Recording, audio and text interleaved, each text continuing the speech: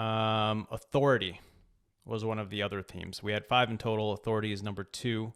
For me, this has meant, and we spoke about this before, landing some big name clients. Things changed for me immediately once I was able to say that I wrote copy for HubSpot. And I had one of their head marketers give me a testimonial with like stats, things that we achieved like that. As soon as I could start pointing to that, it all changed for me. It got way easier to ask for better rates, way easier to close clients and not have them like grill me and ask for like a bunch of samples and things like that. They just kind of believe that I could do it. So that was huge for me. Do you want to do one of your points? Because you had some Yeah, that I I mean, I didn't think, have. yeah, well, so in terms of authority, like for people listening to this, it's like, oh, okay, like just go work for HubSpot. Like Yeah. might not be the most practical advice for them.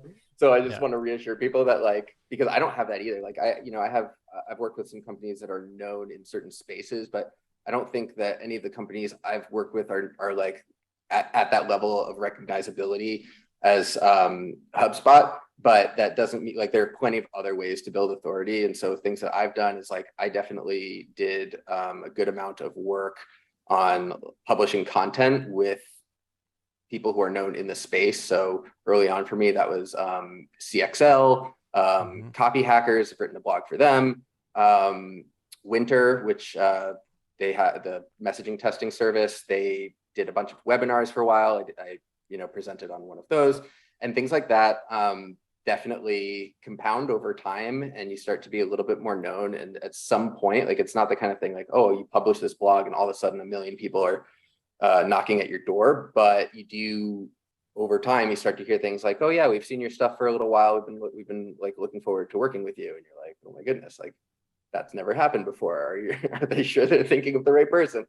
And then over time it becomes, it just becomes a little bit more normal. And so, yeah, I just want to make sure that people understand that like it doesn't mean that you necessarily have to just like do something super impressive right away. You kind of build these things over time. You get the testimonials and you get a few more logos and things like that, and like measurable results. That's an awesome thing to get as soon as you can, but that can take some time to get there. So Yeah. And one thing you have that I don't really have, I did in my early years, is you have like a really long-term engagement with a lot of like proof that that what you've done has actually worked for them. So I think that's a big authority point because no one works with someone for a year plus if they suck. right, right. Especially like the company that you've worked with for so long, like they're not tiny. They could easily afford to replace you and get someone else if they thought you Yeah. weren't doing a good enough job. So I Don't think tell them. that's no, Don't tell them that. for sure.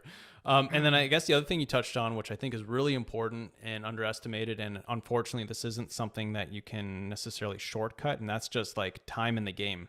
If you've been doing this for 5 years, 7 years, it just happens that a lot of people in the space in related spaces know your name. And so your name just comes up more often. Even if you're not top of mind for everybody, if you're just one of the names for a lot of people, your name is going to come up more often than what you can actually like service in terms of projects. And so that's hard to copy, but that is something that happens when you stick with it. Whereas a lot of people, they're kind of a flash in the pan. They come into the business, they get super excited, post on LinkedIn every day, and then they kind of fizzle out and disappear. But yeah, just stick with it for 5 to 7 years and things are Yeah, probably that's going all to you go have to okay. do. That's But all you I got think to do. there, Yeah. yeah, I mean, I think everything that we're talking about here, the five different points that we're going to go through, I think of it like time is sort of the other variable that all of these things will compound Yeah. over. So over time, these things compound, and like you start getting into funny situations. Like I had my brother works at a startup, and they were looking for he's not in marketing. So someone on the marketing team was looking, asked someone they knew for recommendations, and like, guess whose name pops up on the short list? And so it's just like, oh, that's funny. We have a guy here with that same last name. So yeah, like that's some of that is just a factor, right? Right. It's just like time. I didn't change lines, like if you're always Yeah. changing lines, you're like, oh, maybe that line's faster. If you're always, you have to do some of that in the beginning. You're still figuring things out. But if you're always changing lanes, you don't get the benefit of some of these, like the network thing and the authority thing. It doesn't compound over time the same way. Kind of like investing. There'll be a few people who hop in and out of things and they're lucky and they get it right and they are super rich, but the vast majority of rich people are the ones who just kind of chose their lane, and it might not be the best lane all the time, but they stuck in that lane long enough for interest to compound. Yeah, that's interesting. This is kind of off topic now that you mentioned that. Are you going to bring up Warren Buffett and Morgan No. Hazard? No, something different. Okay. No. Although I did just read Poor Charlie's The Psychology of Almanac, Money, which is awesome. Oh, okay. No, Poor Charlie's Almanac was a good read. I'd recommend it. But Okay. just going to the topic there of your brother's company, because I personally have I have a personal policy where I won't work with a client where it's like I'm being referred by like a friend or a family member, just because I know how, even if I like obviously I like the friend or the family member who's referring them, but I just know that client relationships can go south despite your best efforts. And I would not want that to happen with where a friend is there and they might be embarrassed by how it goes, for example. Yeah. Do you have any policy or anything on that? Any thoughts? Like, No strict policy, but it's certainly something I take into account. And, sometimes like I'm at, some social event and a friend will say like, oh, I should connect you with so-and-so. And I'm always a little bit wary of it. I always just assume like, probably not. We'd probably keep those things separate.